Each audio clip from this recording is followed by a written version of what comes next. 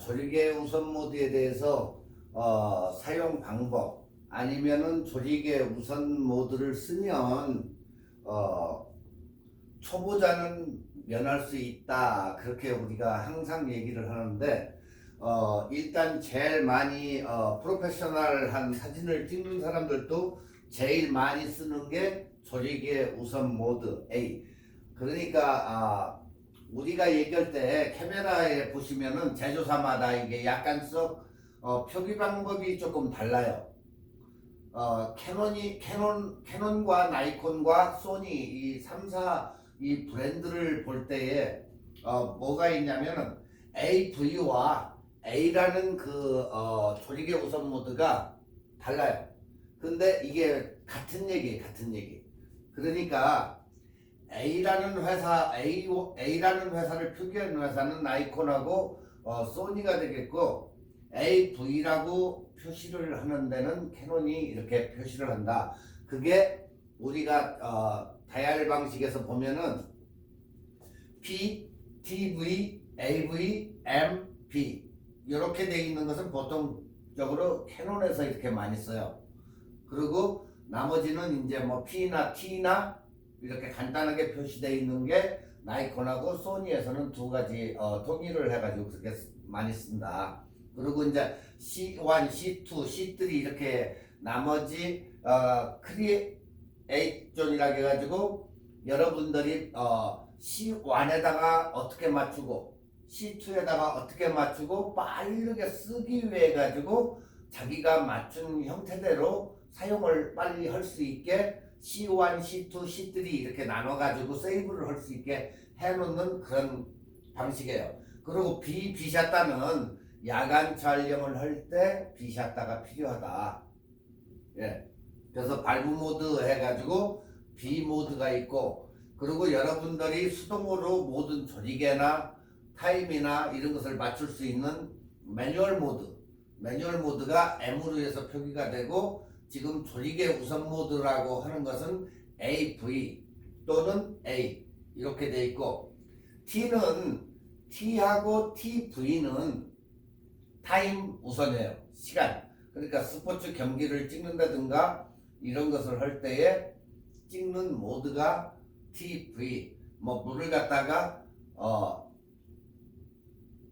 찍을 때 흐름 속도를 갖다가 조절을 한다든가, 그냥 일반적인 물을 이렇게 흘러가게 찍는 것과 아니면 우윳빛으로 만들어 가지고 15초를 주고 찍는다든가 10초를 주고 찍는다든가 할 때 이 스피드를 조작을 할 때에는 이 TV나 T 모드 그렇게 해서 쓰고, 그리고 제조사에서 간단한 모든 것을 만들어 가지고 여러분들한테 그냥 밝기만 조절해 가지고 찍을 수 있게 P 모드. 그 다음에 이제 오르 모드가 있는데, 될 수 있으면 이 준 프로가 됐건 프로페셔널 카메라가 됐건 이 자동 모드를 쓰시면 그 사진이 검게 나와요. 그렇기 때문에 웬만하면 자동 모드는 이 중형 카메라에서는 쓰지 않는 게 좋다. 그렇게 생각하시면 돼요. 자, 우선 조리개 모드에 대해서는 사용 가이드를 일단은 보면 여러분들이 알고 넘어가야 될 게 있어요. 여기에서. 자, 카메라를 처음 접하는 초보자들은 거의 다 아까도 얘기했지만 오토만을 고집해서 찍는데, 그렇게 하면은 다이얼 모드를 쓰는 방법을 몰라서 쓰지도 못할 뿐더러 사진이 자기가 의도하는 방식대로 나오지를 않기 때문에 항상 카메라를 사면 따라오는 매뉴얼을 읽어봐야만이 이 모드에 대해서 어떻게 돌아가는지 알 수가 있어요. 그렇기 때문에 항상 여러분들은 매뉴얼을 읽어보는 그런 습관을 기르셔야 되고, 각 부위의 명칭을 숙지를 하셔야 돼요. 항상 이 카메라는 P 모드와 M 모드, A 모드, 그리고 셔터 스피드 S 모드가 항상 이렇게 있어요. 어느 카메라고. 그렇기 때문에 그것을 일단은 여러분들이 빨리 숙지를 해야만이 빨리빨리 할 수 있기 때문에 집에서도 그냥 가지고 놓으시면 돼요, 카메라는. 자, M모드는 수동 모드인데 조리개하고 셔터 스피드를 조작을 할 수가 있어요, 이게. 그리고 A모드는 조리개 우선 모드로 지금 우리가 이제 공부를 하는 F값, 조리개 F값만 조작이 된다는 얘기예요. 그리고 조리개 변경은 작가의 의도에 반영을 해가지고 조리개를 열고 닫고를 할 수가 있다는 거죠. 예. 그러니까 1.4나 2.0, 2.8, 4.0 뭐 F값을 자기가 이렇게 조그 다이얼로 뭐 돌리던 뭐 해가지고 찍고자 하는 사람의 의도에 따라 가지고 조리개를 열고 닫고 할 수 있다, 이렇게 보시면 돼요. 자, 또한 카메라에 장착된 렌즈 값도 무시해서는 안 된다. 예. 고급형 렌즈일수록 렌즈가 밝기 때문에 뭐 우리가 0.2다 0.4다 하는 게 바로 거기이기 때문에 렌즈가 밝고 어둡고에 따라 가지고 뭐 F4나 4 정도 되면 굉장히 약간은 어둡겠죠. 그렇지만 찍는 데는 뭐 그다지 지장을 안 받지만은 실내에 들어갔을 때 밝으면, 렌즈가 밝으면 어떻게 되죠? 셔터 스피드가 그만큼 확보가 되기 때문에 굉장히 유리하다. 예. 그리고 밝기가 밝을수록 렌즈는 비싸다는 것을 여러분이 아셔야 돼요. 그래서 0.8보다 0.4가 비싸고 0.2가 비싸고, 예? 보통 L렌즈 같은 경우는 2.8 이 정도 되는데도 굉장히 비싸다는 것을 아셔야 돼요. 그러니까 우리 인체로 따지면 우리의 조리개는 홍채다, 이렇게 생각하시면 돼요. 그래서 날로 이루어져 가지고 이렇게 빛이 많이 열면 많이 투과가 되고 조리개를 닫으면 빛이 적게 투과가 되기 때문에 선명해지면서 빛이 굉장히 적게 들어간다. 우리가 멀리 있는 사람을 볼 때 이렇게 손을 올리고 눈을 쪼여가지고 자꾸 보는 습관도 그러한 습관이다, 이렇게 보시면 돼요. 자, 조리개를 언제 우리가 열까? 아웃포커싱 상황일 때는 우리가 조리개를 확 열어줘야 돼요. 피사체의 대상만 초점을 강조하고 배경을 우리가 찍어가지고 날릴 때, 이런 때에 전 시간에도 얘기했다시피 이렇게 똑같이 50mm 상황과 85mm 상황일 때, 이런 때에도 이렇게 달라져요. 그렇기 때문에 피사체를 어디에다 두고 찍을 때, 자, 50mm로 찍었을 때 똑같은 피사체를 놓고 찍었을 때 뒤산이 50mm일 때는 어느 정도 선명하게 나와요. 그렇지만 85mm 때에 똑같은 피사체를 놓고 렌즈만 바꿨을 때 찍어보니까 뒤에 배경이 다 날아가 버리더라, 그 얘기예요. 그러니까 50mm와 85mm와 이러한 차이가 있더라. 그걸 갖다가 우리가 피사계 심도가 어떻다? 얕아진다, 이렇게 얘기를 해요. 전 시간에 이것은 어느 정도를 했기 때문에 이것은 넘어가고 다음 조리개에 대해서 다른 저거를 설명을 해드릴게요. 자, 프로들이 많이 쓰는 조리개 우선 모드 AV 똑같아요. 조리개 프로들도 매번 매뉴얼만 놓고 찍느냐, 그렇지도 않아요. 이 AV 모드를 굉장히 많이 써요. 자, 전문가들이 많이 쓰는 AV 모드다. 아까도 얘기했듯이 니콘과 소니는 A와 AV의 표기점이 다르기 때문에 그런 염두에 두시면 되고, 모드는 거의 똑같지만은 약간의 이렇게 제조사마다 표기가 달라진다. 캐논과 나이콘과 소니는 이런 식으로 같다. 저 캐논만 약간 달라지고 표기만 틀리지 거의 어느 카메라고 거의 습격하는 거, 그거 참조하시면 돼요. 자, 우리가 프로그램 모드로 찍었을 때 F값을 갖다가 1.4로 줬을 때 여러분들이 보실 때도 느낄 수 있지만은 이 아웃포커싱은 잘 되지만 얼굴을 확대했을 때 얼굴 부분 어떻게 되죠? 샤프하지가 못하다 이게. 예. 그런 사진을 볼 때 특히 인물과 배경을 보았을 때 뒷배경이 너무 죽어가지고 뭔지를 알 수가 없어요. 지금 이렇게 보면은 배경이 다 죽어가지고 무슨 사진인지 경치를 찍었으면 경치가 나타나는 게 인물만 이거 독보적으로 하는데 얼굴을 갖다가 확대를 해서 보니까 깨끗하고 샤프하지가 못하다 이 얘기예요. 사진이. 자, 이런 단점을 없애기 위해서 모드를 바꿔줘요. 프로그램 모드를 찍던 것을 갖다가 조리개 모드로 바꿔준다는 거예요. 자, 방금 전에 이 P 모드로 찍은 사진을 갖다가 이 P 모드로 프로그램 모드 P 모드로 찍었을 때와 이 A 조리개 모드로 찍었을 때와 차이가 엄청난 차이가 나요. 자, 조리개만 수동으로 조작하고 나머지는 자동으로 놓고 요즘 노출은 거의 잘 맞아요.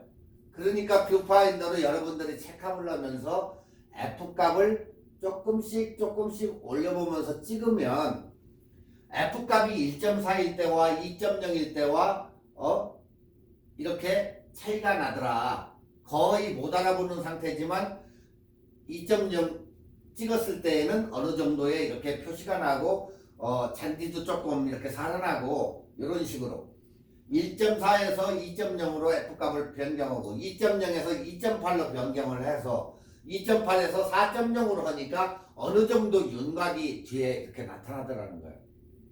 그러니까 여러분들이 찍어가지고 사진을 항상 찍고 나가지고 모니터를 쳐다보고 이게 잘 나왔네 이걸 보는 게 아니고 그 사진을 확대해서 보지 않는 이상은 알 수가 없어요. 그렇기 때문에 구도며 이것만 대충 그걸 확인하기 위해서 하는 거지 그걸 보고 잘 나왔니 못 나왔니 거기에서 보면 안 되고 그 사진을 찍어가지고 컴퓨터로 보는 것과 실제로 우리가 확대 인화를 할 때와 사진의 차이가 엄청나게 있다 그 얘기예요. 그러니까 일단은 여러분들이 카메라 모니터로 해서 쳐다보는 것은 그냥 체크만 한다는 것 뿐이지 그걸로 봐가지고 사진의 상태를 논하면 안 된다는 거죠. 그걸 갖다가 카메라 자체에서 모니터로 해서 눌러가지고 그 부분을 확대를 시켜가지고 보면 그게 나타나요. 거기서도. 근데 여러분들은 그냥 카메라 모니터만 딱 해가지고 잘 나왔죠? 잃어버린다고. 그 모니터 상으로 나타나는 것은 잘 나오고 못 나오는 걸 보는 게 아니고 어떻게 여러분들이 찍었는지 아니면 구도라든가 명암이라든가 이런 것을 잠깐 이렇게 볼 수 있는 그런 거지 그거 가지고 평가를 내리면 안 된다 그 얘기예요. 자, F4.0과 F8.0으로 다시 변경을 해서 찍었더니 어때요? 완전히 뒤 배경이 살아나요 지금. 자, 여러분들이 눈으로 육안으로 봤을 때 이 F1.4에서 찍은 것과 2.0, 2.8, 4.0 이렇게 올라와 가지고 딱 8.0으로 왔을 때의 사진을 보니까 뒷배경과 모델의 그 배경이 다 살아있더라 사진이. 이 차이가 엄청난 차이가 나는 거예요 지금. 자, 여기에서도 지금 이렇게 세 개를 비교해 놔봤는데 흔들린 사진들이 이렇게 나와요. 네. 자, 여기에서 문제점이 F8로 변경했을 때 초보자가 겪는 문제가 나와요. 꼭. 그게 뭐냐? 노출값이 떨어지다 보니까 핸드블러가 나와요. 핸드블러. 흔들림 현상이. 여기에서 이제 카메라 용어인데 핸드블러는 떤다는 얘기예요. 흔들린 사진. 이럴 때에는 현재 ISO 값을 약간을 올려주면 셔터 스피드가 어때요? 올라가죠? 항상 이럴 때에 핸드블러 이런 문제가 나올 때는 ISO 값을 현재 자기가 가지고 있던 사진이 흔들렸으면 그 당시에 400이면 600이나 800으로 올려줘 가지고 찍으면 이 문제가 해결이 된다. 예. 자, ISO가 64였을 때 400으로 올렸더니 125분의 1초가 나오더라는 거예요. 그러면 그만큼 셔터 스피드가 확보되기 때문에 흔들린 사진이 안 나온다는 거죠. 자, 이 사진 두 개를 비교해가지고 확대해가지고 보니까 ISO 400일 때 125분의 1초를 주니까 흔들린 사진이 없이 이렇게 깨끗하게 이쁘게 나와요. 근데 64초를 주고 25분의 1초가 셔터 스피드가 잡히니까 이렇게 흔들린 사진이 나오더라는 거예요. 약간만 조금만 움직여도 이렇게 흔들린 핸드블러 사진이 나와요. 그렇기 때문에 이것을 줄이기 위해서는 ISO를 살짝 올려주니까 이런 식으로 셔터 스피드가 확보되면서 충분히 찍을 수 있는 게 나온다. 아시겠죠? 자, 이제 여러분들이 이제 대충 이해가 되셨을 거예요. 항상 사진을 찍으려면 뷰파인더나 스크린을 살펴보는 게 좋고, 또 하나는 셔터 음을 듣는 게 좋아요. 왜? 죄송합니다. 알러지가 있어서. 셔터 스피드를 자기가 이렇게 사진을 찍을 때 사운드를 갖다가 들으면 찰컥 찍으면 125분의 1초가 넘어가는 거예요. 근데 갑자기 내렸더니 셔터 스피드가 찰컥 약간 낮아져요. 자꾸 아래로 내려가면 64초 뭐 50초 내려가면 철컥 이런 식으로 올라가면 셔터 스피드가 올라가면 올라갈수록 안 보고도 그게 느껴져요. 착각 하고 빨리 시키는 그런 스피드. 네, 그게 셔터 스피드가 굉장히 빠름을 알으니까 여러분들이 그걸 항상 인지를 하고 한 스텝씩 올려주면 돼요. 그걸 그때 안 보고도 여러분들이 그게 돼야 돼요. 네. 자, 지금 우리가 이제 모션블러 아까도 핸드블러 이제 나중에 이제 설명을 해드리겠지만 모션블러와 핸드블러가 있어요. 자, 모션블러는 차가 정지된 상태에서 글로벌 셔터라고 해가지고 정지된 상태가 있고, 그 다음에 롤링 셔터, 그 다음에 흔들림 현상이 나타나는 모션블러라고 우리가 얘기해요. 이걸 이 세 가지를 이제 얘기를 하는데, 지금 이제 여기에서는 프로그래밍 모드가 나왔는데, 프로그램 모드는 P에다가 놓고 찍으면 된다는 얘기예요. 다 똑같아요. 캐논이나 니콘이나 소니나. 지금 여기에서 핸드블러를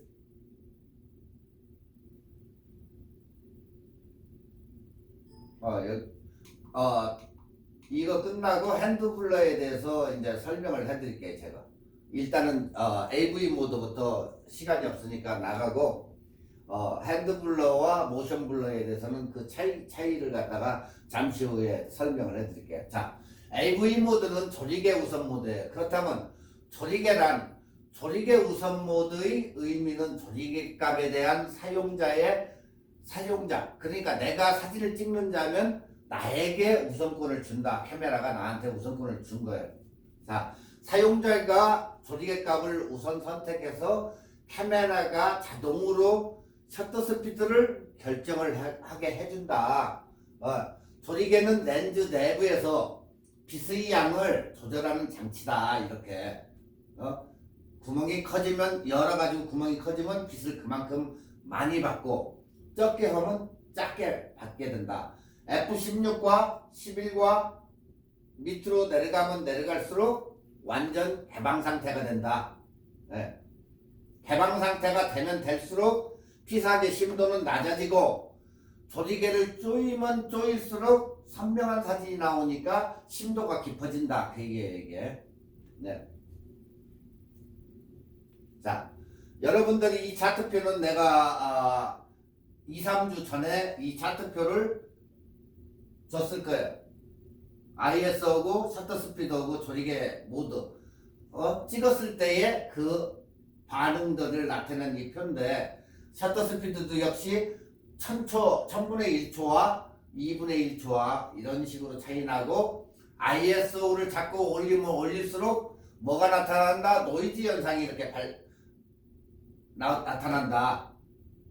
그렇지만 노이즈가 어느 정도 예전에는 800 이상을 놓지 않았지만은 요즘은 이게 25,000, 36,000 뭐 이런 식으로 해서 많이 올라가기 때문에 유념해서 찍기는 찍되 노이즈가 나타난다 해가지고 너무 걱정할 필요는 없다. 그만큼 노이즈가 약간씩 있는 사진도 굉장히 좋다. 그러니까 너무 걱정할 필요는 없고 여기에 따라서 이 세 가지가 굉장히 사진에서는 중요하다고 그렇게 누누이 강조를 했으니까 ISO, 셔터 스피드, 조리개 이 세 개의 수치를 가지고 서로 조합을 해가지고 그 수치를 만들어낼 수 있다. 이걸 내려도 되고 이걸 올려도 되고 그 수치가 나오고 얘를 내리고 얘를 올려도 그 수치가 나온다. 그러니까 여러분이 그 세 개를 가지고 조합을 해가지고 여러분이 원하는 그 목적의 그 수치가 나올 수가 있다. 그 얘기예요. 자, 여기에서는 우리가 맨날 얘기하는 전설의 F1.0이라는 무시무시한 렌즈, 기리와 구경 그런 렌즈인데 1.0짜리도 렌즈의 밝기가 1.0짜리도 있다. 종류에 따라서 F값이 0.95에 이르는 그런 렌즈도 존재한다. 우리가 뭐 맨날 0.4 하니까 0.4보다도 아래는 없는 그런 생각을 하시는 분도 있는데 그게 아니고 F값이 1.0짜리와 0.95짜리도 있다는 거. 가격은 엄청 비싸겠지만요. 자, 여러분들이 숙지해야 될 게 이 노출값. 항상 뭐 인터넷을 보든 어디를 보든 찾아가지고 이 노출값을 2000분의 1초일 때에는 이렇게 F4일 때에 2배고 1000일 때 F2.8일 때에 2분의 1 이런 것을 약간은 머릿속에 잠재의식처럼 남아가지고 이것을 빨리빨리 조작할 수 있는 그걸 가지셔야 돼요. 지금 여기에서 나타내주는 것은 이건 우리가 얘기할 때 등가노출이라고 하는데 똑같이 이렇게 했을 때 자 30분의 1초를 주고 F값이 22로 왔을 때 이때의 값과 60분의 1초에다 놓고 F16을 놨을 때의 값과 아니면 500분의 1초를 놓고 5.6일 때 5.6으로 조리개를 열었을 때와 값이 같은 노출값이 이렇게 나온다. 이게 다 틀린데도 이게 바로 스텝을 올리고 내리고 해가지고 등가 노출이 된다는 얘기예요. 이게 그러니까 한 가지 중에서 그게 나오는 게 아니고 이걸 올리면 이게 내려가고 이걸 올리면 다시 또 이게 내려가고 하기 때문에 그 세 개를 가지고 이런 같은 노출값을 만들어낼 수 있다. 이걸 뭐라고 한다? 등가 노출이라고 한다 우리가. 자, 스탑이란 우리가 한 스탑 어두워 이 사진이 어두우니까 한 스탑을 올려 아니면 밝어 투 스탑 내려 할 때 그 스탑이라는 말을 써요 우리가. 한 스탑 한 스탑. 자, 그것을 한 스탑씩 올리고 내리고 함으로써 올리면 밝아지고 한 스탑을 내리면 어두워진다 이렇게 얘기하는데 조리개의 한 스탑은 빛의 양의 2배 간격이다. 2배. 몇 배? 2배라고 분명히 얘기했어요. 한 스탑은 2배다. 예. 분명히 2배라고 여기서 얘기했어요. 2배 간격으로 내려간다고. 2배 간격으로 올라가고.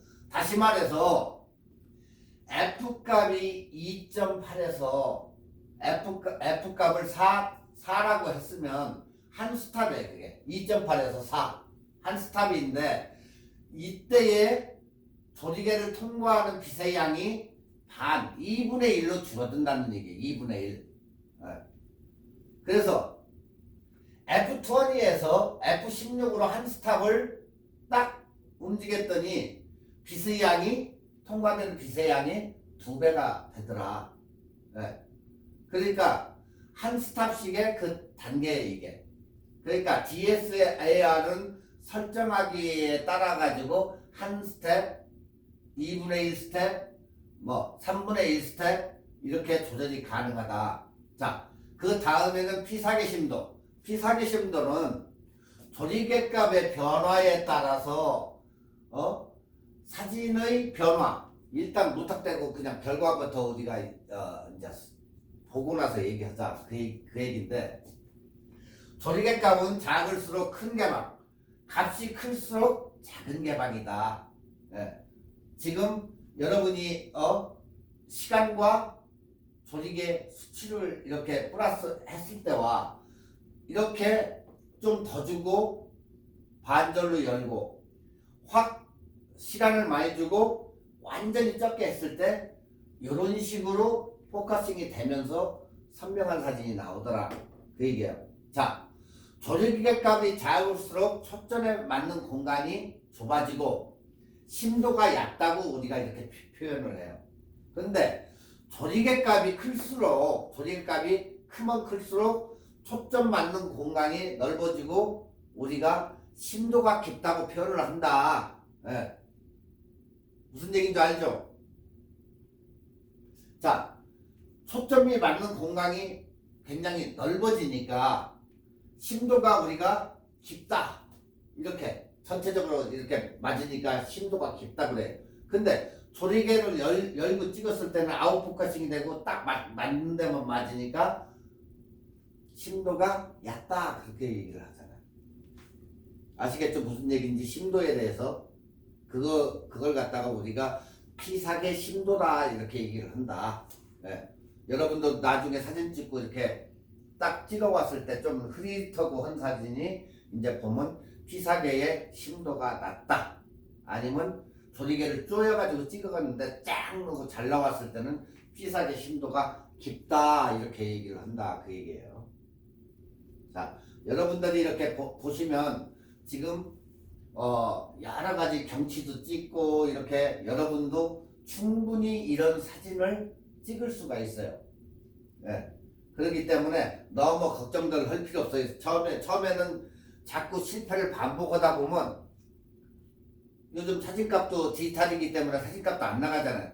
자꾸 찍어서 반복을 해야 이러한 사진이 나타나지 여러분들이 그냥 간혹 가다가 어쩌다가 찍어가지고는 절대 좋은 사진이 나올 수가 없다. 그리고 항상 구도에 맞춰가지고 사진을 촬영하는 습관을 들여야 된다.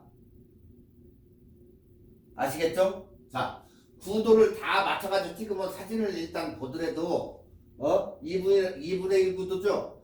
이렇게 구도를 맞춰가지고 찍으면 항상 사진이 깨끗하게 보인다는 거예요. 수평과 수직과. 그래서 자꾸 맞추라고 하는 이유가 못 찍어도 수평과 수직과 이것을 맞춰 놓으면 사진이 깨끗하게 보인다는 거예요. 못 찍어도. 그러니까 기본이 수평과 수직이에요. 네. 그래서 여러분들 핸드폰이나 카메라에 보면은 격자무늬 그리드라인을 자꾸 설치하라는 얘기가 이 수평과 수직을 맞추기 위해서 그런 거예요. 그냥 괜히 그걸 격자무늬를 하라는 얘기가 아니고. 그러니까 아직도 안 적으신 분들은 핸드폰에서도 그 옵션에 들어가 보면 설정에 가보면 거기에 격자무늬라는 게 있어요. 격자무늬를 항상 설치를 해가지고 찍어야 된다. 그게 황금 비율이 어디인지 알기 위해서 황금 비율 하니까 격자무늬에도 황금 뭐가 있습니까? 하고 묻는데 황금 비율은 눈은 얘기했지만 다시 후에 가가지고 구도에 가면 여러분들이 다시 배우니까 그때 이제 어디가 황금 스팟인지 이제 그것을 배우게 되니까 너무 걱정하실 필요는 없어요.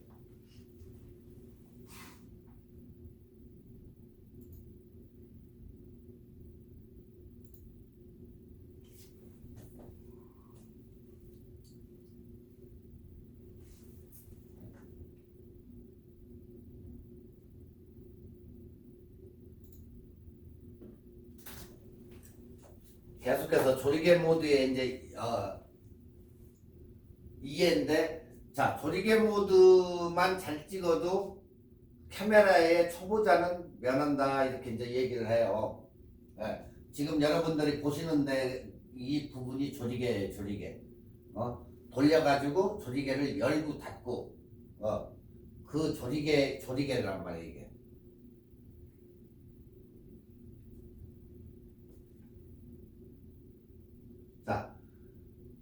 자, F값을 우리가 F1.4 이 부분이 이제 나이콘 카메라를 보면 이렇게 나와요. 이 1.4라고. 초는 400분의 1초. 이런 식으로. 그게 바로 F값이 얼마를 주는지 그 부분이 조리개 부분이다. 네. 자, 조리개 부분을 갖다가 이렇게 쭉 찍어보면 F1.4일 때와 F2일 때, 2.8일 때, 4일 때와 5.6일 때 F8로 올라가니까 검어지죠. 네. 조리개가 낮으면 낮을수록 밝아지고 높으면 높을수록 어두워진다. 네. 왜? 조리개를 열었으니까 빛의 투과량이 굉장히 많기 때문에 밝아지고, 조리개를 닫았을 때 F값이 올라가면 올라갈수록 어두워진다. 아까 얘기했죠? 이렇게 어두워졌을 때에는 어떻게 한다? ISO를 올려준다. 그러면 이게 밝아지면서 셔터 스피드도 확보가 된다. 네. 아시겠죠? 자, 조리개는 아웃포커싱, 배경 날림에, 특히 인물 사진 찍을 때 굉장히 중요해요. 네. 전 강의에서도 말했지만 TV, 타임 모드 조리개로 아웃포커싱을 하는 법을 배웠기 때문에 여기에서는 일단은 생략하고 다음 시간에 다시 거기에 대해서는 또 얘기를 해드리겠어요. 여러분이 보시는 바와 같이 아웃포커싱이 1.4일 때와 F8일 때 F값이 그렇게 달릅지만은 자꾸 쪼이니까 어때요? 조리개만 밝기만 조절하면 되는 거예요, 이거. 네. 일단 조리개의 이론은 거의 이런 수준이다. 여러분이 지금까지 방금 전에 봤던 조리개 값에 대한 이해나 조리개의 딴 것을 이해를 하려고 해도 거의 습비예요. 이것은 불변이에요, 불변. 그렇기 때문에 여러 가지를 갖다 여기다가 여러분을 보여주고 이렇게 해도 거기서 거기에 이거 조리개 값은. 그렇기 때문에 여러분들이 항상 어떻게 찍고 조리개 값을 어떻게 놓느냐 거기에 따라 달라진다. 자, 지금 여기에 보시는 사진은 초점을 가운데다 맞추고 사진을 찍었어요. 꽃이 창살에 이렇게 뾰족하게 이렇게 삐져나온 사진인데, 그걸 갖다가 약간 45도에서 사진을 딱 찍었더니 초점이 여기에 맞은 거죠. 자, 초점이 맞았는데 여러분들 가만히 보세요. 초점 맞은 상태에서 이렇게 보면 이 부분은 다 똑같이 잘 나오더라. 네. 세로 부분은 이렇게 잘 나와요. 그러니까 초점이 맞은 부분은 이걸 세워놨던 옆으로 놨던 그 부분은 무지 잘 맞아요. 근데 앞쪽과 뒤쪽이 달라지더라 이렇게. 네. 앞쪽도 나갔어요. 사람이 있어도 사람이 이게 흐려졌겠죠. 흐릿하게. 뒤쪽도 배경이 날아갔어요. 자, 여기에서 우리가 내가 사진자가 유저가 찍는 쪽에 안쪽에가 여기가 인포커스라고 우리가 얘기한다. 인포커스. 그리고 바깥쪽을 갖다가 저 뒤쪽 배경이죠. 뒤쪽 배경을 갖다가 우리가 뭐라 그래요? 아웃포커싱이라고 한다. 인포커스와 아웃포커싱. 네. 자, 뒤쪽 배경이 날아가면 아웃포커싱, 앞쪽이 날아가면 인포커싱. 전체가 만약에 이걸 갖다가 사진을 찍었는데, 자, 핸드폰 사진들이 보통적으로 아웃포커싱이 잘 안 돼요. 제조사에서 거기다가 그런 식으로 만들어 놔가지고 이것 찍던 저것 찍던 핸드폰들은 무지 잘 나와. 그러니까 카메라 가지고 찍던 사람들이 핸드폰 찍은 사람만 또 못오게 느껴지니까 나중에는 핸드폰 들고 다니면서 찍어. 자기 집에다 카메라를 집어 넣어놓고 쪽팔리니까. 하지만 배워가지고 자기가 하려고 노력을 해야지. 어떻게 핸드폰 들고 다니는 사람하고 카메라 들고 다니는 사람하고 같이 취급이 돼요, 이게. 그건 말이 안 되는 얘기고, 여러분들이 더 배워가지고 카메라를 들고 직접적으로 여러분이 의도하고 있는 대로 찍어야 그게 정상적인 사진이다. 이렇게 하지. 이것도 잘 찍히고 저것도 잘 찍히고, 그건 임시 방편으로 찍는 사진이지. 카메라 핸드폰으로 찍는 사람들이 딴 거는 못해도 구도는 잘 잡아요.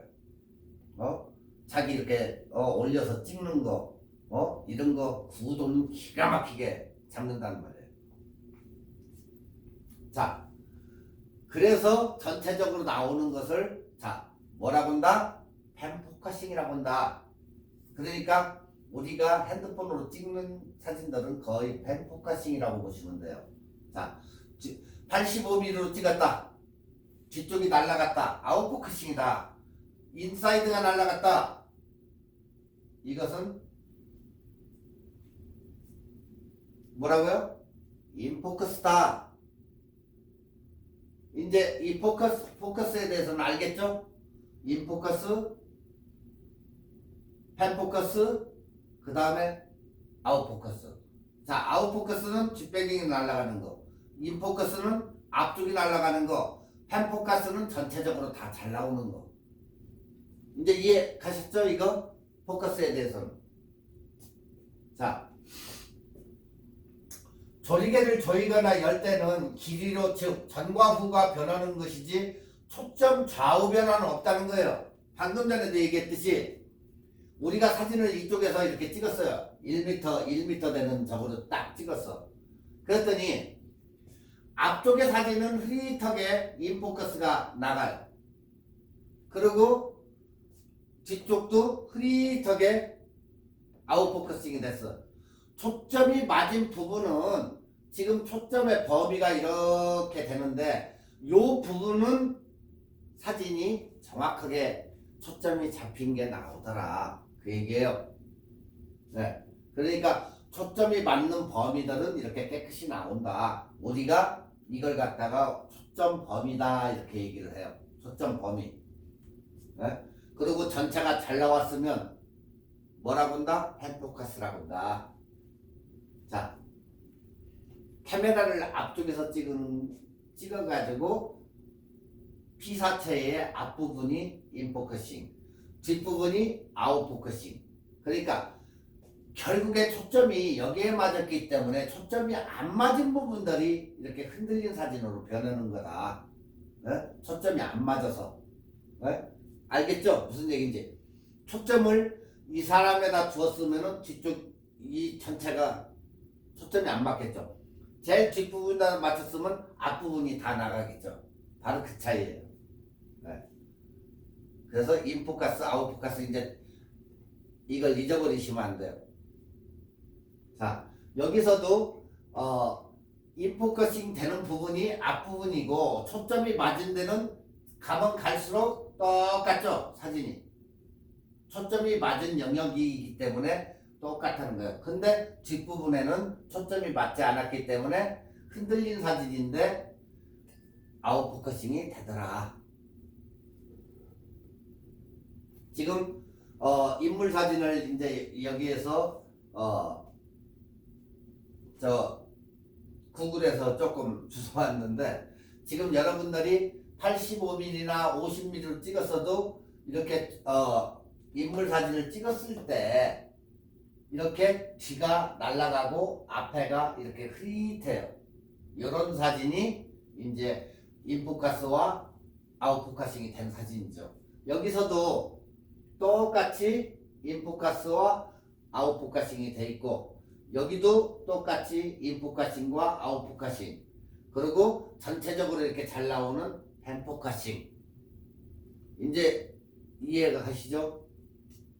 자, 여기에서도 우리가 어느 유튜버가 찍은 사진인데 여기에서도 지금 초점이 여기에 맞다 보니까 그것만 딱 나오고 전체적으로 흐릿해진 이런 사진.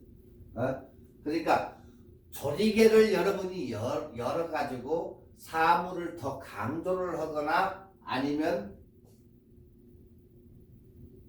펜포커싱, 아웃포커싱을 하시던가 할 때에 활용하는 것이 바로 AV 모드다.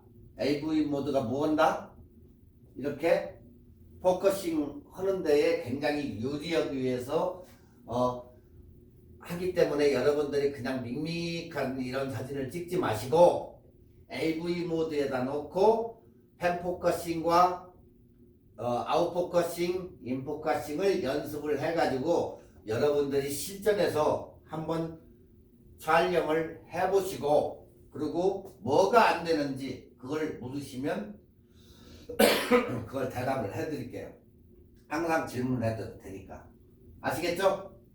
이런 사진 뭐 접사 하지 말고 접사를 하더라도 이렇게 놓고 AV 모드로 놓고 가서 벚꽃을 찍던 뭐 이걸 한 번을 해보시면 돼요. 자, 조리개 모드에서 또 하나 이제 참고해야 될 것이 하나 있는데 일반 경치나 풍경 등 이렇게 사진을 촬영을 할 때 조리개 문제인데 무조건 조리개를 조인다 해가지고 선명하지는 않는다.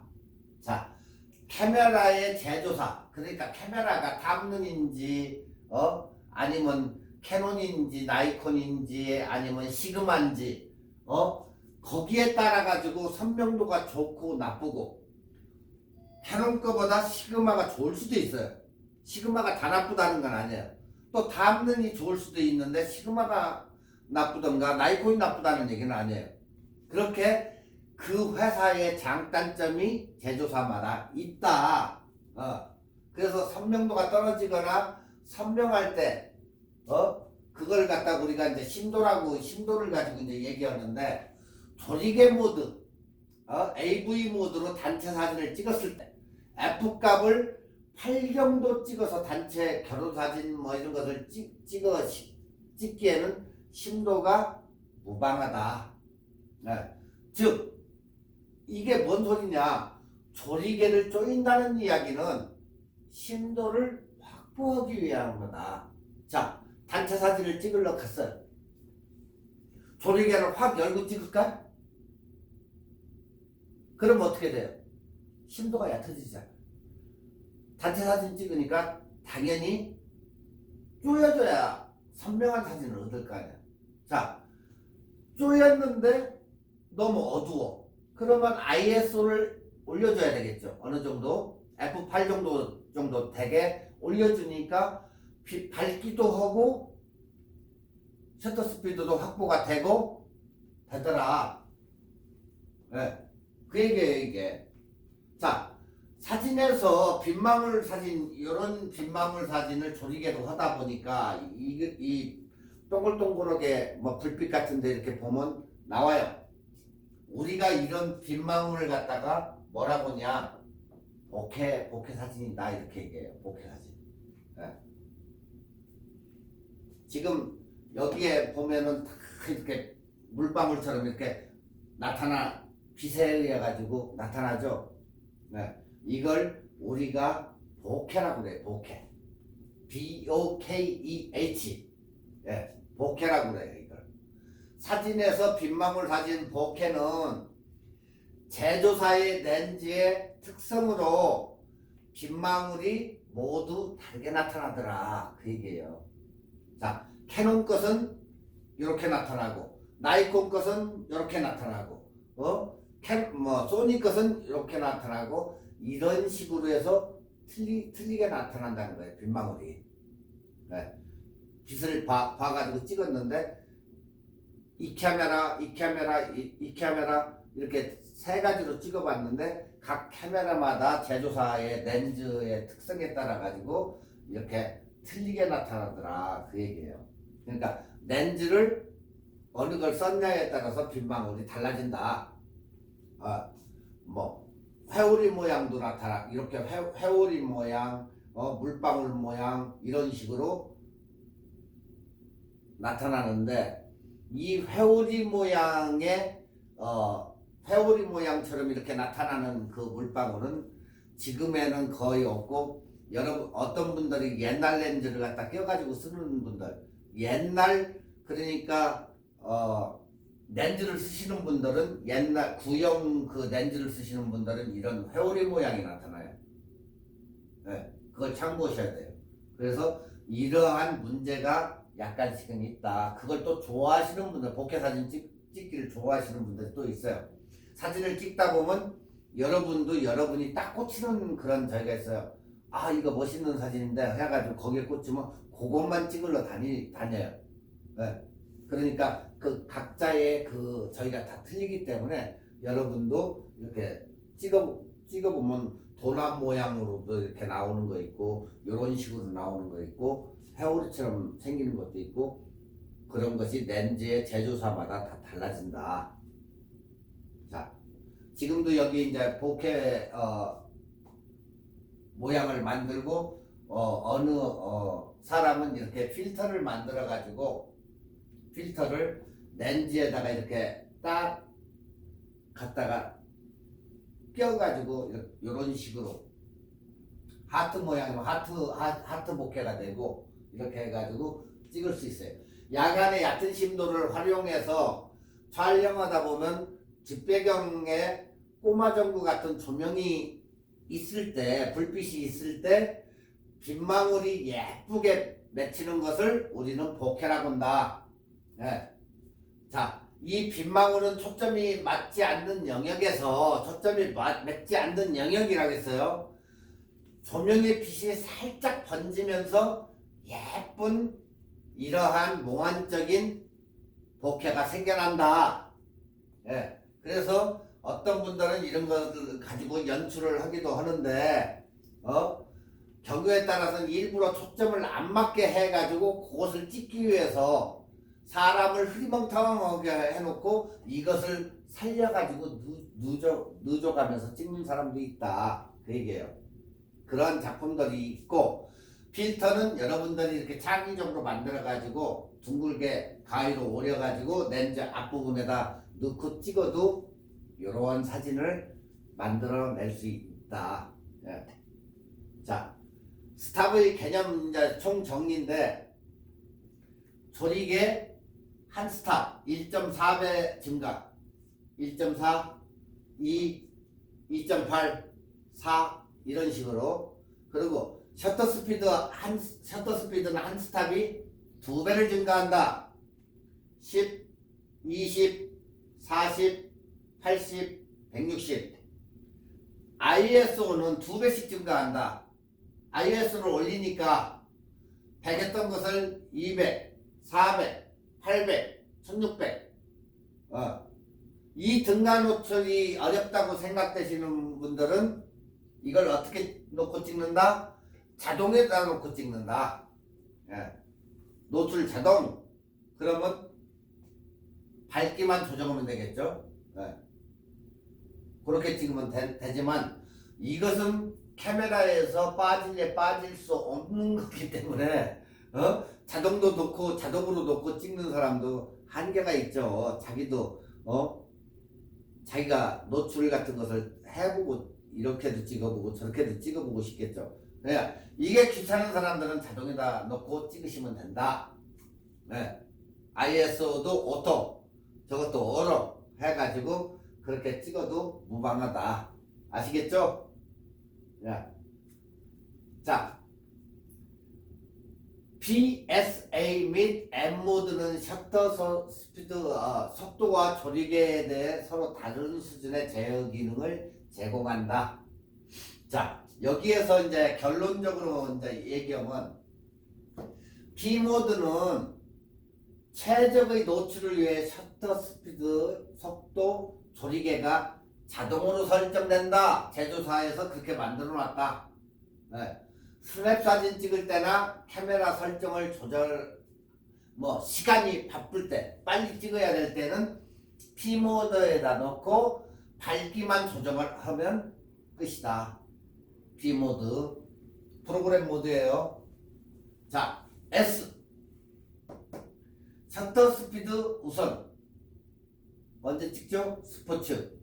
빠른 거 지나갈 때. 자, 사용자가 셔터 속도를 선택하면 최적의 결과를 위해서 조리개가 카메라에 의해 선택된다. 움직임을 고정하거나 흐리게 할 때 사용된다. 네? 그래서 물을 어때요? 250분의 1초를 주면 샥 지나가지만 15초나 10초나 이렇게 주면 물이 완전히 흐릿하게 돼가지고 막 우유빛처럼 변하죠. 바로 그 얘기다. 다음 A모드. A모드는 지금 1시간 동안 설명을 한 게 A모드예요. 자, 조리개 우선 모드.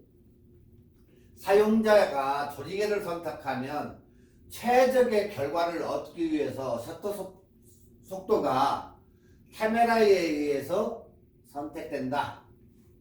배경을 흐리게 하거나 전경과 배경의 초점을 모두 맞추는 데 사용된다. 무슨 얘기냐? 즉 경치를 찍으러 갔는데 배경과 배경은 살리고 사람하고 같이 살리고 앞에는 죽이고 이런 것을 할 때 거기에서 된다. 왜 내가 사진을 찍으면 배경하고 사람하고 같이 넣어야 되는데 왜 이게 안 되죠? 당연히 안 되죠.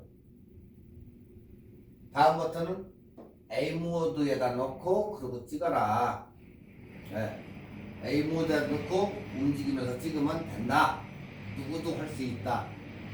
자, M 모드. 이 사람들이 모두 겁내는 M 모드인데 이건 사용자가 모든 걸 다 맞춰가지고 셔터 스피드, 조리개 모든 것을 조절을 해야 되고 장시간 노출이라는 것은 장노출이라고 하죠. 우리가 장노출 경우 셔터 스피드를 발부 촬영, 밤에 촬영하는 발부 촬영, 야경 이런 그런 시간 또는 점점점으로 설정을 한다. 자, 조리개 모드. 여러분이 앞으로 제일 많이 사용하는 조리개 모드가 우선적으로 조리개 모드가 제일 많을 거예요. 왜냐하면 지금까지 이렇게 열거했듯이 P 모드는 선택자에 의해 가지고 P사체만 선별해서 부각시키고 나머지는 아웃포커싱을 시켜 보이지 않게 할 수도 있고 조리개를 조여서 선명도를 조정할 수도 있고 사물체를 넣을 수가 있다. 그렇기 때문에 우리가 결혼식이나 돌사진 이런 걸 찍는다고 치면 P사체만 아이를 강조할 수도 있고 아니면 결혼식에는 신부를 강조를 할 수 있고 주변부를 흐리게 할 수 있는 아웃포커싱이 잘 되기 때문에 또한 조리개를 조여가지고 선명도를 좋게 하기 위해 가지고 우리가 단체 사진이나 모든 사진 심도가 좋은 사진을 얻기 위해서는 이 AV 모드를 많이 쓴다. 그래서 프로페셔널들도 많이 쓴다는 얘기예요. 조리개 우선 모드를 쓰다 보면 여기에서 또 느끼는 것이 있는데 조리개 값을 지정하고 셔터 스피드 값과 ISO 값이 자동으로 되면 얼마나 편한지, 왜 이걸 무겁게 카메라를 가지고 다녀야 되는지, 왜 좋은 렌즈가 왜 필요한지 이 AV 모드를 쓰면 그것을 느낀다. 그래서 자꾸 AV 모드, 이 조리개 모드를 써보라고 권장을 하는 이유가 바로 여기 있어요. 예전에는 자동 모드에다 놓고 찍으세요. P 모드에다 놓고 찍으세요. 이제 그렇게 했지만 이제는 여러분들이 어느 정도 이렇게 배우고 했기 때문에 AV에다 놓고 찍으세요. 자꾸 찍다 보니까 뭐가 필요하다? 렌즈가 왜 좋은 렌즈가 필요하고 왜 카메라가 왜 좋은지 여기에서 그걸 느끼게 된다는 얘기예요. 조리개 모드에서. 아시겠죠? 그래서 여러분들이 사진이 느는 거예요. 그게.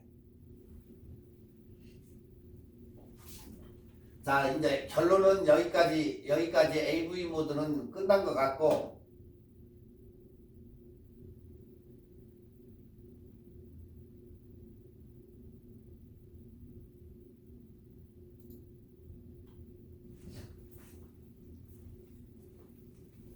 여기에서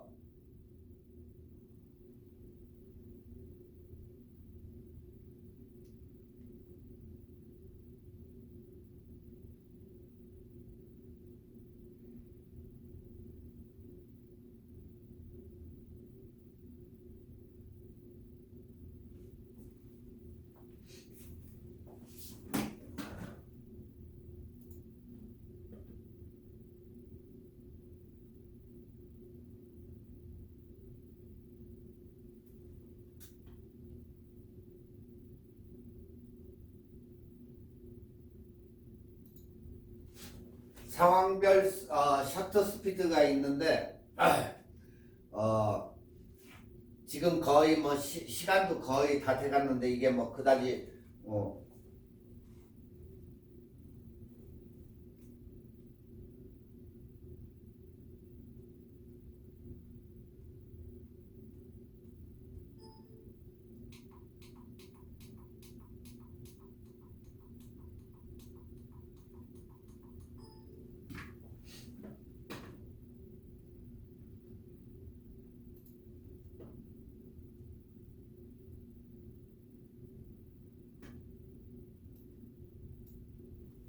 공부하시느라고 수고들이 많으셨는데 오늘은 여러분들이 출사를 할 수 있는 최근에 출사를 할 수 있는 그곳을 안내를 해드릴 테니까 여러분들이 한번 가보시고 그 다음에 파노라마 사진 해달라고 하신 분이 있어서 파노라마 사진을 하고 여러분들이 아주 멋있는 사진 찍을 수 있는 곳으로 안내를 해드릴게요. 자, 파노라마 사진을 찍는 법은 지금 이게 한 장의 사진이 아니고 네 장의 사진을 갖다가 붙여서 만든 사진이에요. 이게 이제 B샵에 가서 이제 제가 자주 가는 B샵에 가가지고 찍어가지고 이제 만든 사진인데 파노라마 사진은 될 수 있으면 이것도 법칙이 있어요. 옆으로 찍는 사진도 있지만 될 수 있으면 카메라를 세워서 찍어라. 네. 왜? 폭이 넓어지기 때문에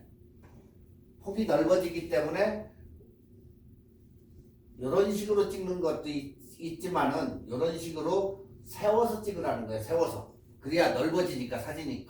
왜 그러냐면 나중에 이렇게 사진을 찍어가지고 나중에 픽스를 하다 보면 무슨 결과가 초래를 하냐면 지금 한 컷, 두 컷, 세 컷, 네 컷인데 너무 옆으로 찍으면 이런 결과를 초래를 해요.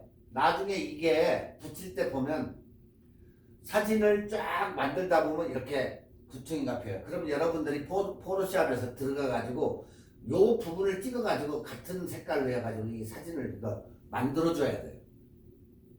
그런 것을 패단을 없애기 위해서는 카메라를 세워서 찍는 게 더 유리하고 좋다. 그러면 하늘도 어느 정도 확보를 할 수 있고 아래쪽도 어느 정도 확보할 수 있기 때문에 카메라를 세워서 찍는 게 좋다. 그 얘기예요. 자, 우리가 여행을 하다 보면 풍광이나 이런 것을 보고 잠깐 이렇게 쳐다볼 때에는 이것을 전체를 담았으면 좋겠다 할 때에 파노라마 사진이 필요하고, 망원 렌즈를 가져가 가지고 단체 사진을 찍으려고 하는데 이게 안 돼. 안 되죠. 망원이기 때문에 이게 어느 정도 그 전체 사진이 다 안 들어오지. 그럴 때 급하게 해야 되는데 이게 렌즈를 갈 수 없는 사진이 있고, 지금 순간 아니면 안 될 때, 지금 행사가 끝났어. 사진을 찍는다고 하는데 렌즈 갈 틈이 없는 거예요. 그럴 때에는 빨리 어떻게 찍는다? 이 식으로 찍어도 된다. 그냥 잘라가지고 그대로 서가지고 그냥 찍고 옆으로 조금 옮겨가지고 찍고, 너무 공간을 두면 안 되니까 보통 3분의 1을 남기고 걸쳐가지고 찍으라고 하는데, 자, 여러분이 사진을 여러 컷을 이렇게 찍을 때 꼭 요마직석 걸려가지고 또 한 컷을 찍고, 요마직 걸려서 또 한 컷을 찍고, 이런 식으로 찍는데 뭐 반절이 와도 무방해요. 반절이. 네.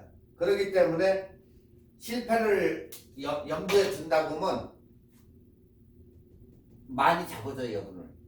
그렇게 해가지고 찍어가지고 그걸 붙이면은 단체 사진이 나올 수가 있다. 그렇기 때문에 너무 내 거 가지고는 이게 다 안 나오네. 저 끝에 어디 가가지고 찍을 수도 없고 앞에 사람들이 있는데, 그럴 때는 앞쪽에 서가지고 세우든지 옆으로 찍든지 2개, 3개로 찍어가지고 붙여라. 네. 그러면 가능하다, 그 얘기예요. 자, 우리가 멋진 풍경을 이렇게 보면 전체를 다 집어넣고자 하는 욕망이 생겨요. 그런데 눈에 보이는 것처럼 찍고 싶다 해서 찍을 수가 없는 게, 화각이 지정돼 있기 때문에 그게 안 돼요. 우리 마음대로. 그럴 때에 아무리 가지고 다니는 초광각 어안 렌즈를 갖다 해도 눈에 보이는 것을 갖다가 한 장에 담기는 어렵다는 거예요. 그럴 때에 여러분들이 생각을 그때에 파노라마 사진으로 찍는 게 간단하게 이렇게 된다는 거죠. 저는 이런 사진을 굉장히 좋아해요. 또 찍기도 좋아하고. 그래서 이제 거의다가 이 경치나 이런 것은 거의 파노라마로 많이 찍어가지고 하는데, 최근에 나오는 카메라 같은 경우는 간단히 세팅을 해가지고 파노라마 사진을 핸드폰에서도 만들어줘요.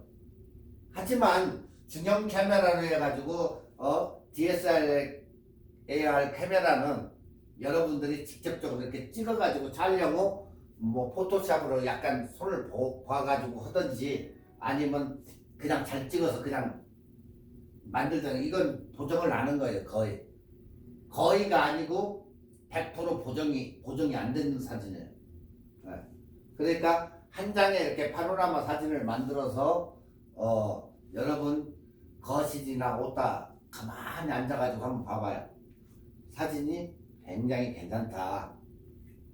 자, 보편적으로 파노라마 사진을 가지고 찍으려 출사를 이제 할 때는 풀바디 사용자하고 크롭바디 사용자하고 그게 틀린 게 있는데, 풀바디 사용자는 약간의 이득이 있겠지만, 크롭바디를 여러분들이 그냥 보편적으로 가지고 계신 것들이 크롭바디가 많은데, 크롭바디를 사용한다면 시그마 렌즈에 초광각 렌즈 10에 20, 표준 줌 렌즈 24에 70, 그 다음에 망원 렌즈 75에 200 해가지고 이 세 개를 가지고 출사를 보통 갈 거예요.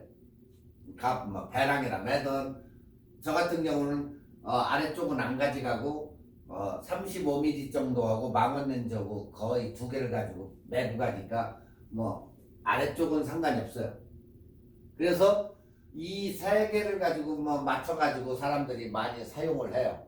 하지만 24에 70은 어때요? 넓은 풍경을 담기에는 부적합하고, 그래서 우리는 어떻게 한다? 파노라마 사진을 찍기 위해서는 일반 화각을 필요로 하는 그런 사진을 찍어요.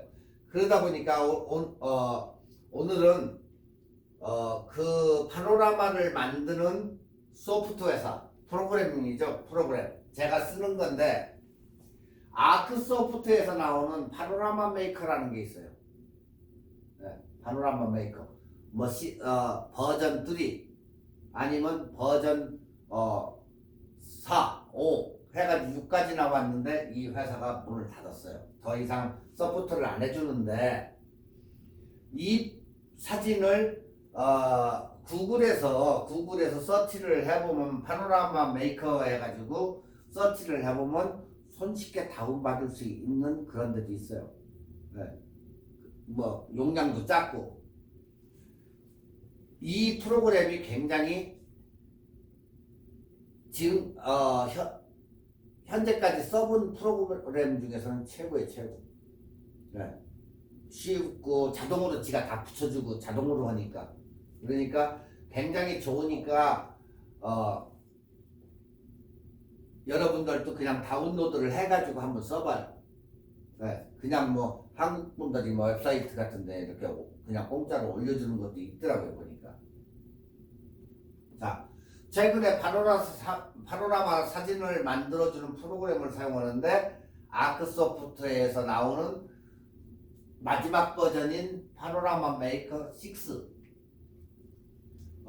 뭐 아니면 뭐 하나 사가지고 써도 되고 뭐 얼마 그렇게 비싸지 않은 것 같던데 1, 2분이면은 뚝딱 만들어요. 그래서 간단히 이제 이걸 알아보는데 이 툴은 이 사이트에서 프리 트라이얼 버전을 다운받을 수가 있어요. 그렇기 때문에 그냥 뭐 한 달 정도 쓰다가 안 써도 되지만은 꼭 사진 찍는 사람은 파노라마 메이커가 필요를 해요. 이거에 이제 상응되는 다른 프로그램도 있어요. 또 얘들이 없어졌다 해도 또 다른 게 있으니까 상관없고 근데 써본 것 중에서는 최고예요 이게. 네. 자, 버전 3, 3.5, 5, 6 이렇게 나왔는데 이 회사가 더 이상 지원을 않는다. 네.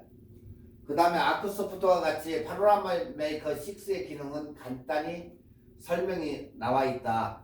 자, 여기에서 이렇게 보듯이 뭐 이제 쉽고 빠른 파노라마 뭐 어쩌고 뭐 이렇게 빠르게 할 수 있고 자동 수평 수직 360도 다 되고 사진에 대한 특별한 기술 없어도 자동 선택으로 해가지고 사진 분석 지원도 해주고 360도 파노라마 제작도 해주고 웹사이트를 통해서 파노라마 인쇄에 사진 인쇄 지원도 해주고 한다고 거기에서 이제 이렇게 그 프로그램에 설명을 해놨어요. 자, 설명드리기 전에 이 설명을 하기 전에 우리가 사진을 찍는 거 반, 그리고 우리가 픽스를 하는 거 보정 반이에요. 그래서 우리가 찍는 사진은 후 보정 카메라다. 한번 찍어와 가지고 다시 보정을 해야 되니까. 그러니까 아무리 프로그램이 좋아도 여러분이 찍는 원본 사진이 좋아야 된다 그 얘기예요. 그래서 항상 찍기 전에 한번 보고 어떻게 찍을 것인가 구상도 한번 해보고 그러고 사진을 찍어도 무방하지 않다. 그냥 꺼내가지고 팍팍팍 찍고 가자 하고 가는 게 아니고 어떻게 찍을 것인가 어떤 모양이 나올 것인가 그런 것을 한번 상상을 해보고 그 다음에 찍어도 원본 사진이 좋아야지 그래야 사진이 제대로 어느 정도가 저희가 되는 거지 그렇다고 무조건 그냥 갖다 찍어가지고 가져와가지고 만들어 놓으면 되겠어요? 그건 안 된다. 자, 파노라마 사진을 찍기 위해서는 핸드폰이 됐든 카메라가 됐든 하나는 있어야 되겠죠? 예. 자, 그 다음에 뭐가 필요해요? 삼각대가 필요하다. 저같이 조금 건방진 사람들은 삼각대 또 안 가지고 가요. 근데 삼각대를 쓰면 딱딱 맞기 때문에 절대 흔들림이 없다고 보지는 못해요. 그냥 지금은. 그렇지만 삼각대를 쓰면 이게 맞기 때문에 이렇게 해서 딱 맞기 때문에 좋다. 예. 공간과 여백을 딱딱 맞추기 때문에. 자, 항상 수평과 이미지의 수평을 잘릴 것을 대비해서 항상 수평이 되도록 찍어야 된다. 이쪽에서 찍었으면 삼각대에다 놓고 그대로 움직이면서 찍는 게 낫지. 나처럼 손으로 들고 찰칵 찍고 찰칵 찍고 찰칵 찍고 찰칵 찍으면 아무래도 이게 움직여요. 내가 아무리 조심한다 해도 움직이게 돼 있어요 이게. 그래서 아까도 첫 번째 본 사진이 한쪽이 약간 먹어 들어가잖아. 그럼 고개 먹어 들어가면 그걸 만들든지 아니면 그만큼을 잘라내야 된다는 얘기예요. 자, 가로보다는 세로로 찍는 게 파노라마 사진 제작 시 크롭이 되어도 원하는 화각을 얻을 수 있다. 그래서 요것보다 이렇게 세워서 찍어라 카메라를, 그 얘기고, 나이콘 기준으로 A 락을 설정해서 셔터 스피드와 조리개를 고정해서 찍어라. 네.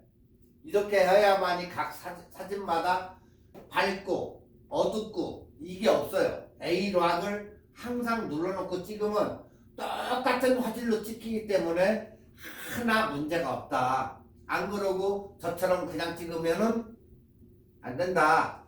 이놈은 밝고 이놈은 어둡고 이놈은 더 어둡고 더 어둡고 하면 보정을 해야 되기 때문에 질감이 없어지겠죠.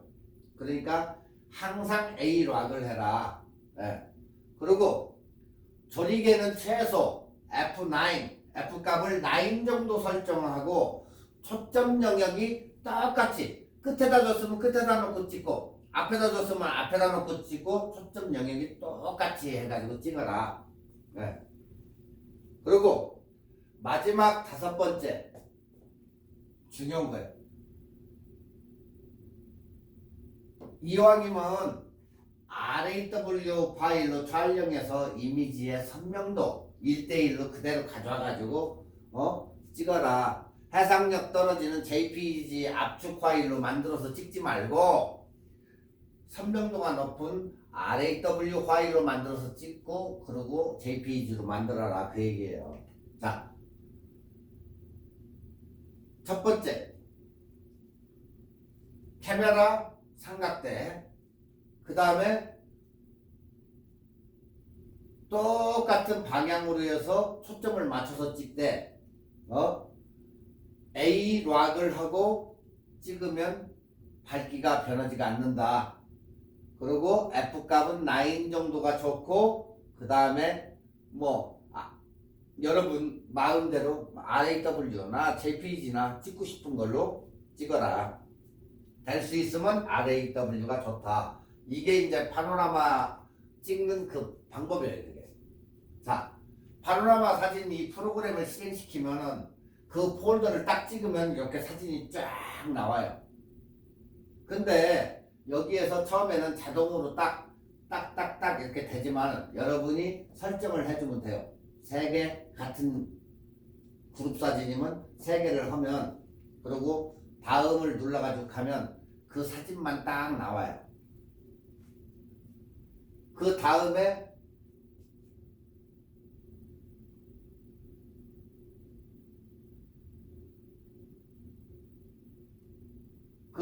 가면 이렇게 사진이 자동적으로 순서도 바꿀 수도 있고 하지만 가면은 이렇게 자동으로 쫙 만들어서 이렇게 딱 나와요. 네. 굉장히 쉬워요, 만들기가. 그렇게 어려운 게 아니에요, 프로그램은. 그러니까 여러분이 대충 한 번만 연습해 보시면 이건 누구나가 다 아는 거기 때문에 이런 게 있다는 것만 아시면 돼요. 그리고 이제 여기 빨간 부분 라인들이 이렇게 있는데 이만큼을 세이브한다는 얘기예요. 이 위쪽으로 나가면은 이제 거기는 잘리는 부분이기 때문에 얘가 이마지 세이브 할래요? 물어보는 거예요, 결국에. 그러면 여러분이 세이브 하시면 파노라마가 완성이 되는 거예요. 자, 지금 여기 컷을 보시면 1컷, 2컷, 3컷 해가지고 쭉 있는데 이 수평의 길이가 다르기 때문에 요마지기 잘라지기 때문에 여기에서 요렇게 잘라지는 거예요. 요렇게 요마지만 아시겠죠? 이 아홉 장의 사진이 합성이 돼가지고 요런 사진이 나오는 거예요. 네. 그래가지고 확대해서 보면 어디가 어긋났는지 근데 거의 어긋남이 없어요. 이 프로그램이 알아가지고 지가 어느 정도 다 하니까 네. 어긋남이 없는지 그걸 확인을 해보면 거의 정확한 사진이 이런 사진이 나온다. 간단해요. 파노라마는. 그래가지고 세이브 딱 해가지고 가서 사진관에 가서 뽑으시면 됩니다.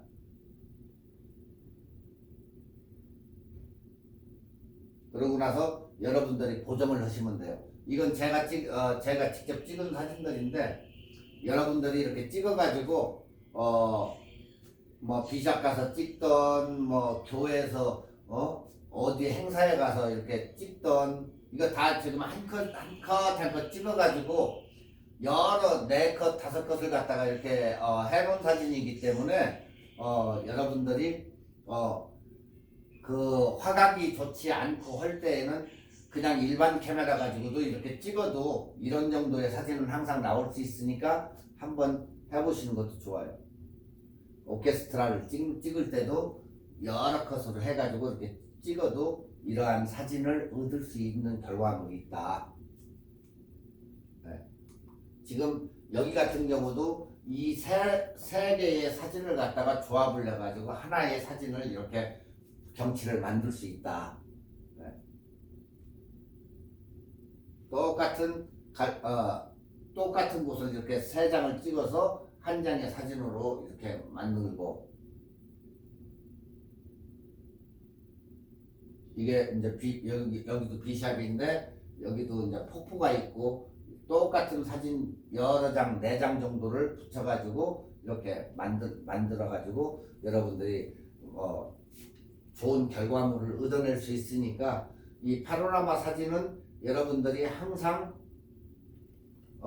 찍어가지고 그 결과물을 만족할 수 있는 결과물을 갖다가 얻을 수 있으니까 한번 집에서 동네를 찍어도 되고 하니까 일단 다운로드 받아가지고 하시고 만약에 안 적어하시면 저 전화를 주시면 돼 저한테.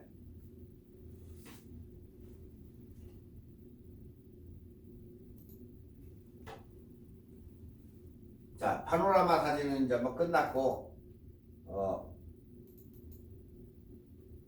말 그대로 출사를 갈 곳을 이제 얘기를 해주는데 오늘은 시간이 조금 지체돼야 되는데 자 요세미티 황금빛 테일이라고 그래. 여기 요세미티에 가면은 폭포 있죠. 폭포 요세미티 많이 가보셨을 거예요 관광으로. 근데 요세미티에 가면 이러한 그림 위쪽에서 찍고 들어가서 찍고 해도 요것만 찍는 게 아니고 나중에는 누르면 못 가는데 여기를 가보면은 이러한 사진을 여러분들이 못 봤을 거예요.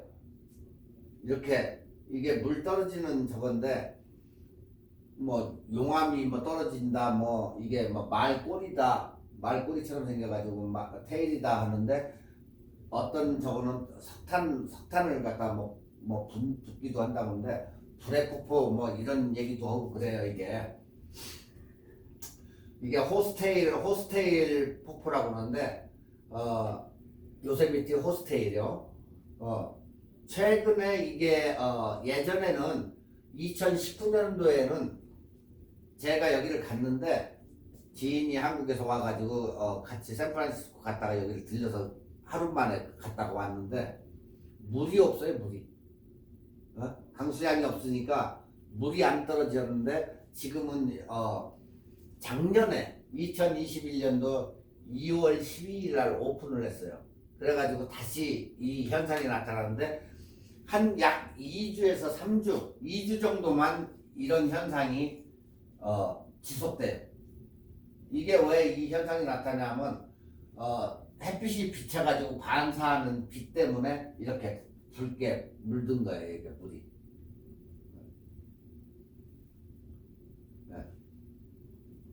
이건 요세미티 국립공원 페이스북에 나타난 그 이제 사진인데 이런 식으로 해가지고 사진들이 변해요.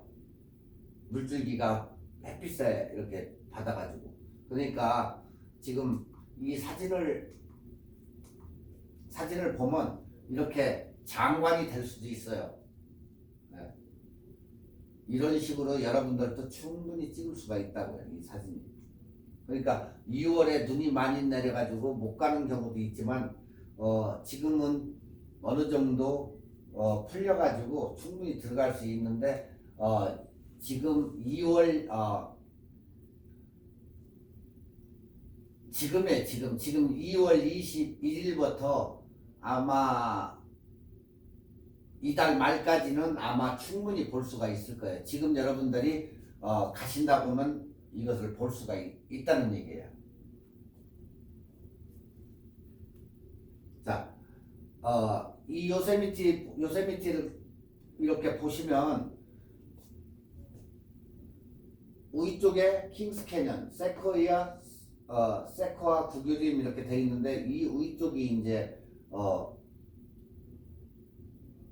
지금 얘기하는 요세미티인데 왜 이 지도를 갑자기 꺼내놨느냐? 그게 아니고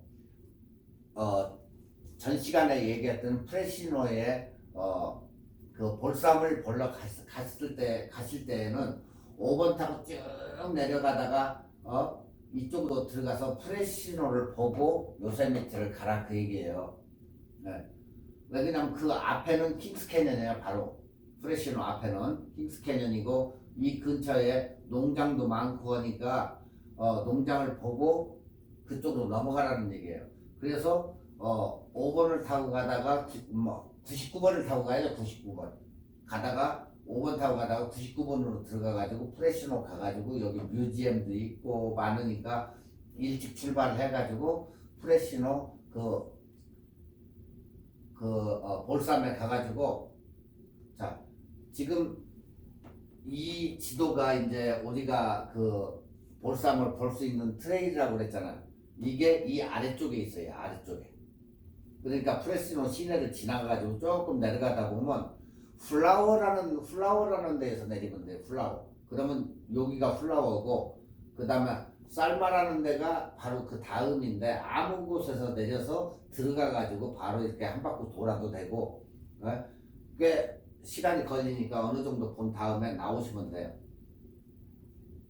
여기도 뭐 팍들이 많아요. 프레시노 시내에는 아트 뮤지엄도 있고 하니까 들려볼 사람 들려보시고 식사하실 분 식사하시고 그러고 이제 넘어가면 돼요. 여기가 이 트레일은 볼삼 트레일이 이렇게 도는 것이 있고 이렇게 도는 게 있고 그래요. 그러니까 여러분이 가시면 이쪽에서 이렇게 내려가시니까 플라워하고 셀마에서 내려가지고 보시고 다시 출발해가지고 요세미티로 가시는 그런 노트가 있으니까 그래서 이걸 얘기를 해드리는 거예요. 자, 지금 보면 프레시노에서 41번을 타고 위로 올라가가지고 가면 바로 어디가 나오죠? 요세미티 밸리로 들어가요. 자, 여기에서 문제가 되는 게 뭐냐면 요세미티 밸리에 들어가면 입장료를 분명히 내는 데가 있어요. 거기에 사람이 어떻게 많은지 1시간 정도 정체가 된다는 얘기예요. 1시간 정도 정체가 되니까 그 1시간 정도 정체되는 그걸 감안을 해야 돼요. 네? 그래가지고 첫 번째 어디로 가서 사진을 찍냐면은 터널 뷰가 있어요. 이쪽 여기 프레시노에서 올라가다 보면 여기로 해서 이렇게 꼬불꼬불 가가지고 들어가면 딱 꺾어지는 요 부분 지나면은 여기에 터널이 통과가 돼요. 그러면 바로 터널 나가자마자 왼쪽에 쓸 수 있는 그 뷰 포인트가 있다는 거예요. 그게 터널 뷰인데 여기에서 요세미티 전경을 찍으라는 거예요. 그 풍광. 여기에서 그 사진을 찍고 조금 내려가다 보면 데프트 포인트로 가는 길이 있어요. 그냥 바로 가지 말고 5마일 정도 들어가야 되는데 아마 입구가 닫혀 있으면 눈이 있기 때문에 크로스한 거고, 만약에 열려 있으면 테프트 뷰 포인트로 가면 바로 지금 이건 트레일인데 들어가는 길이 이 정도 돼가지고 가면 테프트가 이 정도 돼요. 그러면 그쪽에서 앞쪽을 볼 수 있게 그렇게 돼 있는데 테프트 포인트가 지금 여기에요. 터널 뷰가 여기고. 그러니까 이런 식으로 해가지고 가가지고 5마일 정도 거리니까 테프트 포인트 가가지고 사진을 찍고 이쪽으로 가지 말고 다시 온 길로 터널 뷰 쪽으로 포인트 쪽으로 나가가지고 다시 들어가면 돼요. 자, 여기서 들어가면 이제 무슨 결과가 오냐?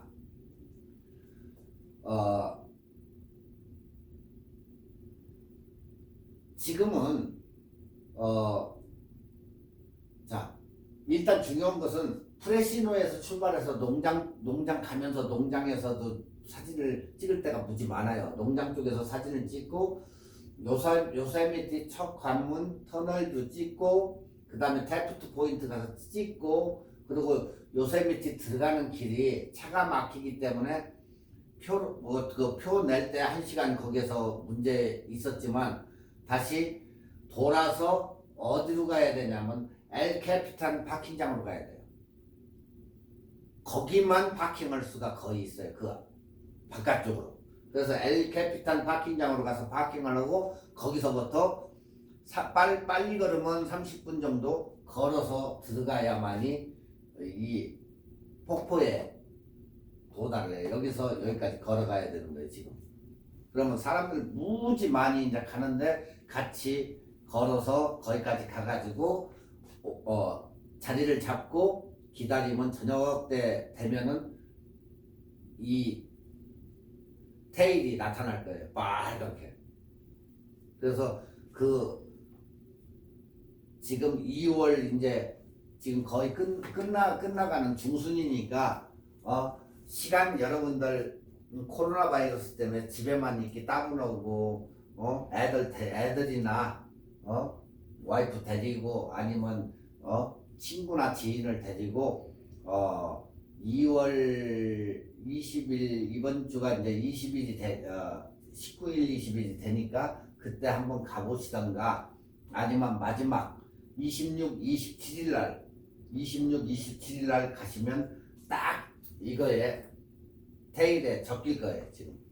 그러니까 여러분들이 꼭 여기를 한번 가보시라고 지금 그래서